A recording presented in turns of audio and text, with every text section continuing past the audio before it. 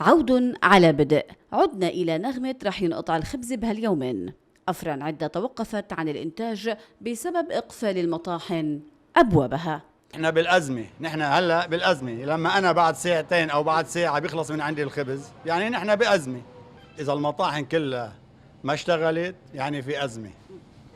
لما بيكون في مطاحن هلا عم تشتغل، صحيح عم تشتغل بس ما بتكفي السوق هاي، لأنه في أكثر من النص مقفل.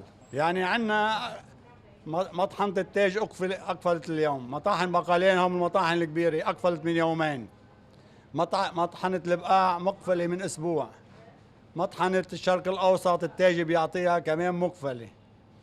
في 5 مطاحن عاملة بلبنان اليوم، بس هاي قد ما اشتغلت بقدرة إنتاجية ما بتلبي السوق. احنا هون شو السبب؟ ليش عم بيكون في عنا مطاحن عم بتشتغل ومطاحن تانية مسكرة؟ هاي المطاحن اللي وقفت، في مطاحن ما بدها تستورد قمح، ما بدها هالقصة كلها. يعني إذا نقول عدد الأفران اليوم اللي خلص رفعت أنا ما عادش قادرة أكمل. هلا اللي معاش قادرة تكمل اللي بيخلص طحينة، بس في منهم دبروا حالهم راحوا على غير مطاحن، بس غير مطاحن ما عم تعطي كل اللي معهم بونات من وزارة الاقتصاد، لأنهم عم يلبوا زبائنهم بالأول. هون البونات بوزارة الاقتصاد عم بيكون في شكاوى أيضا من أصحاب الأفران إنه عم بيروحوا بالبونات وما عم بياخذوا. صحيح، فهيدا مفروض وزارة الاقتصاد توجه البون للمطاحن العاملة اللي تشتغل كل الأفران، ساعتها بنعرف قديش الأزمة، 10 أيام 15 يوم إن شاء الله أسبوع، بس كل الأفران لازم تشتغل من المطاحن العاملة لحتى هلا الجمعة 10 أيام ما يكون عندنا أزمة، وإلا نحن بأزمة. وبين طحين مدعوم وسوق سوداء كان المشهد يتأزم. ما بقى في طحين إلا للخبز العربي.